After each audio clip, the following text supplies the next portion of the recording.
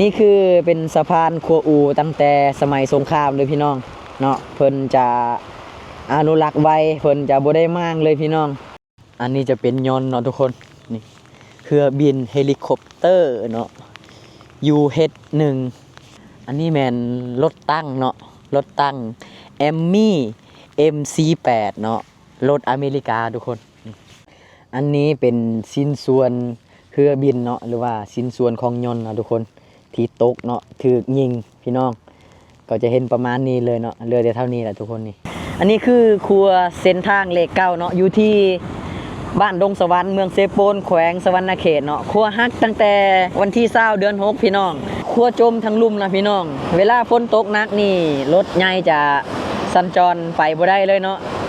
จะไปบ่ได้เลยเพราะว่าน้ำมันจะท่วมครัวจมนะพี่น้องน้ำมันท่วมแห้งเนาะเห็นบ่พี่น้องครัวมันฮักนะโอ้ตัวเอาสบายดีพ่อแม่พี่น้องเบิดทุกคนเนาะ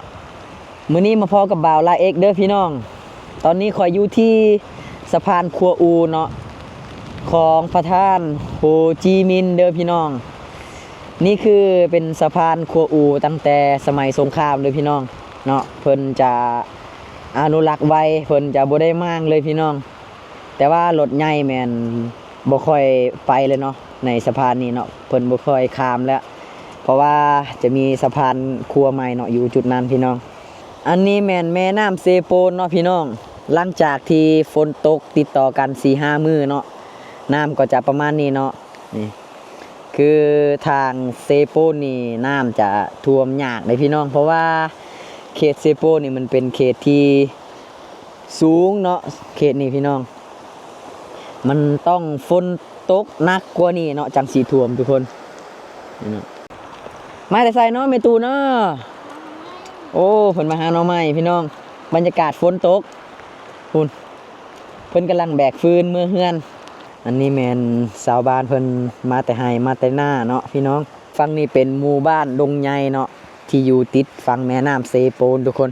เนาะเข้าไปนี่ก็จะมีหมู่บ้านหลายๆหลังคาเฮือนนะพี่น้องเป็นหมู่บ้านชนเผ่าภูไทยเนาะจุดนี้โอ้ไปหาหน่อไม้พี่น้องเดี๋ยวมาเบิ่งฟังนี้เนาะอันนี้ปลาตัวน้ำก็จะประมาณนี้เลยทุกคนเนาะภูทางพุ่นก็จะเป็นภูเขาแต่ว่าหมอกปกคลุมหมดเนาะฝนตกทุกคนฝนตกมืดมือมืดเว้นอยู่ได้พี่น้องเนาะแต่ว่ายามมื้อเว้นเนาะแม่นตกบ่แห้งเนาะส่วนหลายที่จะตกแห้งแม่นยามกลางคืนเนาะทุกคนกลางคืนนี่ตกแห้งคักอีหลีเลยทุกคนตกแห้งแล้วก็ฟ้าห้องดังอีหลีได้เนาะยามมื้อคืนเด้อนี่บรรยากาศฝนตกทุกคนที่สะพานคัวอูเนาะหรือว่าสะพานคลองทานโฮจิมินห์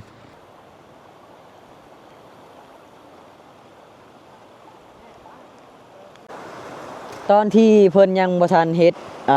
ครัวใหม่เนาะครัวปูนจุดนี้รถบรรทุกเนาะที่จะเดินทางไปเมืองนองไปสารวัตรเพิ่นจะข้ามครัวอูนี่ล่ะพี่น้องแต่ว่าตอนนี้น่ะเพิ่นได้เฮ็ดเนาะหรือว่าได้สร้างครัวใหม่แห่งที่2จุดนี้แล้วรถใหญ่รถบรรทุกแก่เครื่องหนักก็จะข้ามครัวตัวนี้ไปเนาะทุกคนเมื่อก่อนเพิ่นจะแล่นไปตามครัวสะพานครัวอูนี่แหละเนาะนี่แต่ว่ารถใหญ่แม่นตอนนี้จะแล่นข้ามสะพานครัวอูนี่จะยากเนาะพี่น้องเพราะว่าครัวมันเริ่มจะเพแล้วเนาะคือพวกทรายเล็กนี่มันจะบ่ได้มาตรฐานแล้วทุกคนเนาะหลายปีแล้วคือที่จะแล่นได้ตอนนี้ก็คือพวกรถไถรถจักรเนาะรถแกะกล้วยแบบประเภทรถฮุนไดน่าจะแล่นได้อยู่เนาะแต่ถ้าพวกรถดามรถ10ล้อแล่นบ่ได้แล้วเนาะสะพานคัวอูตอนนี้และจุดนี้เพิ่นเอิ้นว่าครัวเซโปนเนาะทุกคนอันนี้เป็นครัวใหม่แห่งที่2ที่เพิ่นเฮ็ดให้รถบรรทุก10ล้อแล่นผ่านไปเมืองนอกเนาะครัวคามน้ำเซโปนเนาะจะมี2บอนเลยวันนี้ฝั่งนี้จะเป็นครัวเซโปนฝั่งนั้นจะเป็นครัวอูหรือว่าครัวประธานโฮจิมินห์เนาะ นบ่ทุกคนฝั่งนั้นนะฝนกำลังมาแหละพี่น้องทางเวียดนามคนเนาะมืดครึ้มคักอีหลีไปทุกคนบัดนี้บ่าวละเอกจะพาพี่น้องเข้าตลาดบ้านดงเนาะจะพาพี่น้องไปหาซื้อของกินของอยากเนาะบรรยากาศฝนตกนี่ก็บ่ฮู้ว่าสิไปหาอยู่หากินหยังพี่น้องเนาะตกมืดมือมืดเว้นเนาะเอาพี่น้องทุกคนก่อนที่บ่าวละเอกจะพาพี่น้องเข้าตลาดบ้านดงเนาะเดี๋ยวตอนนี้จะพาทุกคนเข้ามาชมบรรยากาศเนาะหอพิพิธภัณฑ์เนาะที่เพิ่นเก็บยานพาหนะหรือว่าอาวุธเศษเรือจากสมัยสงครามเนาะเดี๋ยวจะพาทุกคนเข้ามาเบิ่งเนาะนี่เป็นจุดนี้เลยทุกคนนี่หอพิพิธภัณฑ์มูลเสือไซสนะร่วมสัมพันธ์สู่ฮบลาวเวียดนามบริเวณทางเลขเก้าเนาะนี่คือบรรยากาศทางในจะเป็นแบบนี้พี่น้องบรรยากาศทางในก็จะมีพวกรถตังเนาะแล้วก็ปืนใหญ่พี่น้องแล้วก็ยนต์เนาะเพิ่นเก็บไว้นี่เต็มเลยอยู่นี่พี่น้องเดี๋ยวจะพาทุกคนเข้าไปชมบรรยากาศทางในเนาะเพราะว่าทางเข้าแม่นทางพุ่นทุกคนไปเดี๋ยวเราเข้าไปนำกันเนาะ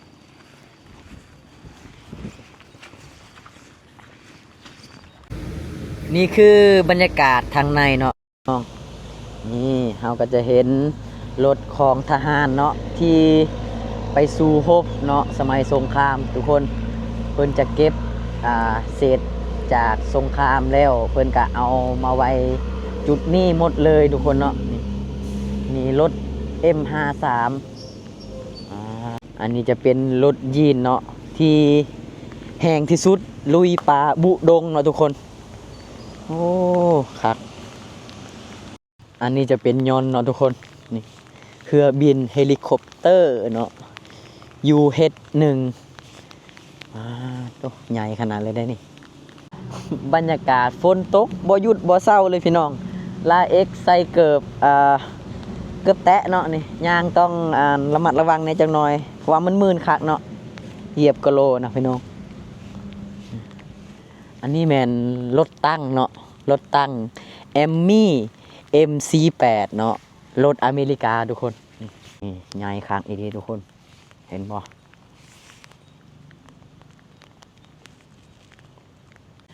และอันนี้แมนรถยังวะผลิตจากสหภาพโซเวียตรถ TN โอ้พี่น้องเบื้องตีนจะเป็นตีนเล็กหมดเลยเนาะนี่ว้าสามารถลุยได้ทุกสถานการณ์นะรถแบบนี้พี่น้องนี่เป็นรถปืนใหญ่เนาะนี่เห็นหมดทุกคนอันนี้เป็นชิ้นส่วนเครือบินเนาะหรือว่าชิ้นส่วนของยนต์เนาะทุกคนที่ตกเนาะถูกยิงพี่น้องก็จะเห็นประมาณนี้เลยเนาะเรือได้เท่านี้แหละทุกคนนี่ดูใหญ่เติบได้นี่พี่น้องเห็นบ่และไว้มือนาบ่าวลาเอ็กจะพาพี่น้องเข้าไปชมบรรยากาศทางในเนาะคือทางในหอพิพิธภัณฑ์คือทางในหอพิพิธภัณฑ์นี่เนาะจะมีเพิ่นทรายวิดีโอแล้วก็รูปปั้นเนาะพ่อแม่พี่น้องประชาชนที่ต่อสู้กับสงครามเนาะพี่น้องในสงครามโลกครั้งที่2เนาะน่าจะประมาณนั้นและเอกกาบ่ค่อยฮู้เนาะทุกคนอันนี้จะเป็นปืนปาดนี่คือกับแลมโบยิงต่อสู้กับเวียดนามเนาะแบบปืนนี่นะพี่น้องเดี๋ยวมันแดดฝนเศร้ามื้อหน้าจะพาทุกคนเข้าไปชมบรรยากาศทางในแม่นคักเลยล่ะพี่น้องบรรยากาศทางในนะสุดยอดเลยอันนี้จะเป็นเครือบักทุกคนเครือบักที่เพิ่นใส่ขามน้ำเนาะปืนใหญ่หน้าดินเนาะทุกคนว้าวคือเมื่อก่อนจะมีนักท่องเที่ยวมาเที่ยวมาชมหลายพี่น้องแต่ว่าช่วงนี้ฤดูหน้าฝนเนาะคนก็บ่ค่อยมาเนาะมันเที่ยวชมยากทุกคนฝนตกมันเปียกเนาะนี่บรรยากาศก็จะประมาณนี้เลยนี่คือตลาดบ้านดงสวรรค์เมืองเซโปนแขวงสวรรณเขตโดยพี่น้องเป็นตลาดที่ติดถนนหนทางเส้นทางเล็กเก่าเนาะหรือว่าทางด่วนไปชายแดนลาวเวียดนามเนาะฝนตกหนักตอนนี้พี่น้องไลเอ็กเข้ามาหลบฝนที่มินิมาร์ทเนาะ นี่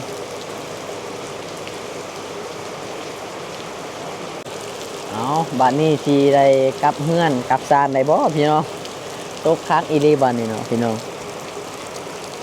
คือตลาดนี้จะมีตลาดเวียดนามแล้วก็ตลาดลาวเนาะขายของกินของอยากแบบซับปนกันเลยเนาะแต่ส่วนหลายก็จะมีตลาดเวียดนามหลายกว่าตลาดลาวเนาะอยู่นี่เนาะ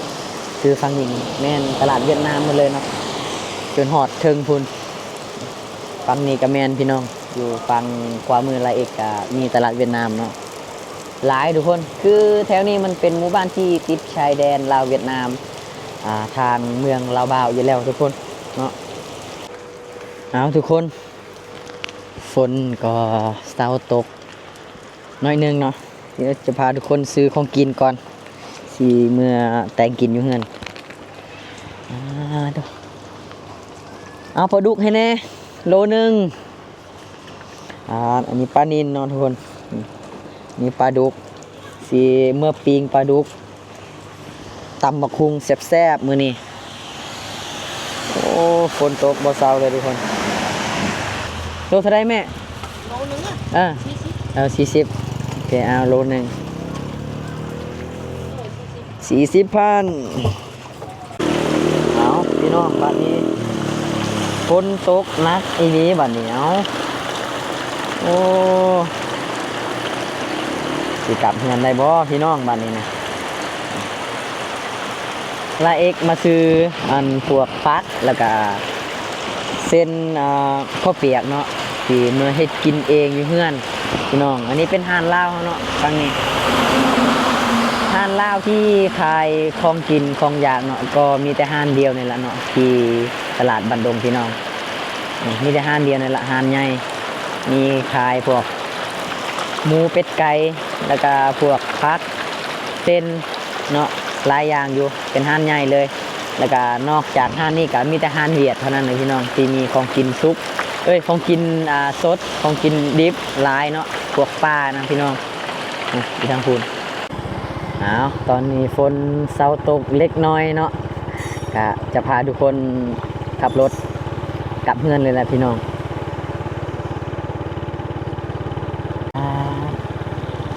หนาวเย็นคักอีดีทุกคนโอ้ยมาเบิ่งจุดนี้เนาะจุดนี้ที่รถ10 ล้อเนาะหรือว่ารถบรรทุกติดนะพี่น้องเพราะว่าขั้วเส้นทางเลขเก้านี่เนาะมันฮักแล้วพี่น้องเนาะที่หมู่บ้านดงสวรรค์เนาะทุกคนเนาะเมืองเซโปนแขวงสวรรณเขตขั้วฮักตั้งแต่วันที่20เดือน6เนาะเดือนมิถุนาพี่น้องตอนนี้แมนทางบริษัทครัวทางเพิ่นกำลังเฮ็ดกำลังซ้อมครัวใหม่เนาะและก็เพิ่นเฮ็ดทางเว้นเนาะให้รถบรรทุกรถแก่เครื่องหนักไปได้อยู่เนาะเดี๋ยวจะพาทุกคนมาเบิ่ง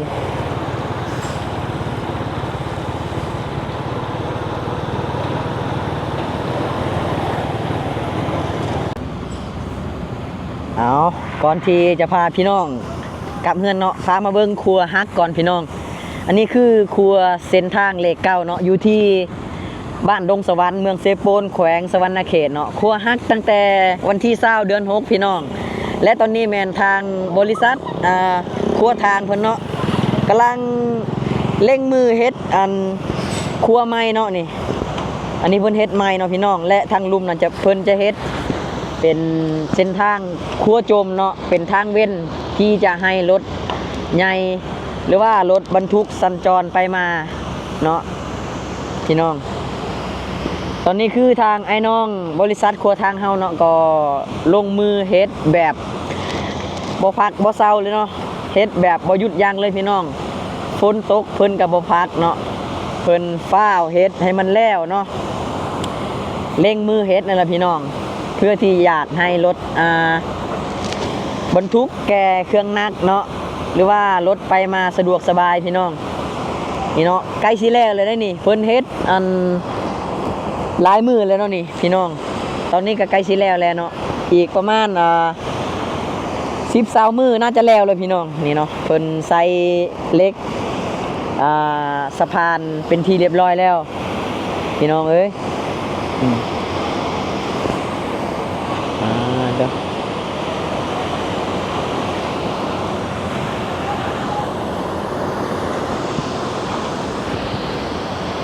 คือครัวจมทั้งลุ่มนะพี่น้องเวลาฝนตกหนักนี่รถใหญ่จะสัญจรไปบ่ได้เลยเนาะจะไปบ่ได้เลยเพราะว่าน้ำมันจะท่วมครัวจมนะพี่น้องน้ำมันท่วมแห้งเนาะแต่ว่าครัวตัวนี้ก็บ่แน่ใจว่าเขาสีแปลงหรือว่าเขาสีทิมเลยกับบ่ฮู้เนาะพี่น้องนี่เพราะว่ามันฮักเนาะพี่น้องครัวหลายปีแล้วพี่น้องเอ้ยเนาะกันสิว่าคนมันกระเฒ่าแล้วเห็นบ่พี่น้องครัวมันฮักนะโอ้ตัวนี่รถใหญ่ไผกะบ่กล้าแล่นแล้วพี่น้องถ้าแล่นไปนี่น่าจะฮักเลยแหละพี่น้องเอ้ยเนาะแต่ว่ารถจักรนี่แล่นได้อยู่ตัวพี่น้องเห็นบอลนี่ตัวมันฮักมันขดเลยพี่น้องเนาะคือจุดนี้นะเพิ่นเฮ็ดทางเว้นให้รถใหญ่ไปได้อยู่เนาะพี่น้องแต่ว่าเวลาฝนตกนี่น้ำขึ้นเนาะมันก็ท่วมทางแล้วก็รถไปบ่ได้และเอกคิดว่าเพิ่นมองนี่นะเพิ่นน่าจะบ่ได้เฮ็ดแบบครัวให้รถสัญจรไปมาแบบตลอดเนาะเพิ่นน่าจะเฮ็ดทางเว้นคือกันเนาะเป็น2จุดเลยพี่น้องเพราะว่าเวลาฝนตกน้ำท่วมทางเว้นครัวจมนี่เพิ่นจะไปเส้นนี้เนาะนี่พี่น้องและคิดว่าเขาน่าจะซ่อมครัวเก่านั่นแหละพี่น้องน่าจะซ่อมแปลงครัวเก่าแหละแต่ว่าเพิ่นเฮ็ดทางเว้นเป็น2จุดเลยเนาะนี่พี่น้องเป็น2จุดเลยจุดหนึ่งแม่นครัวจมจุดหนึ่งแม่นสูงเพิ่นเฮ็ดครัวแบบใส่เป็นสะพานเล็กนะพี่น้องเนาะ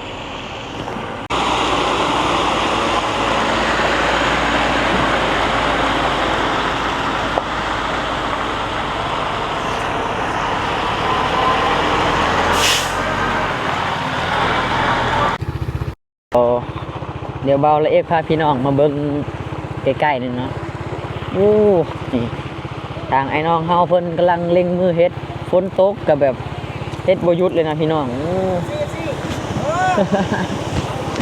นี่โอ้สูงหลายเติบอยู่เนาะเห็นบ่ทุกคนเวลาฝนตกหนักนี่น้ำก็จะท่วมเลยเนาะทางเพิ่นเลยต้องเฮ็ดตืมอีกเพิ่นเลยเฮ็ดทางเว้นตืมอีกเนาะสู้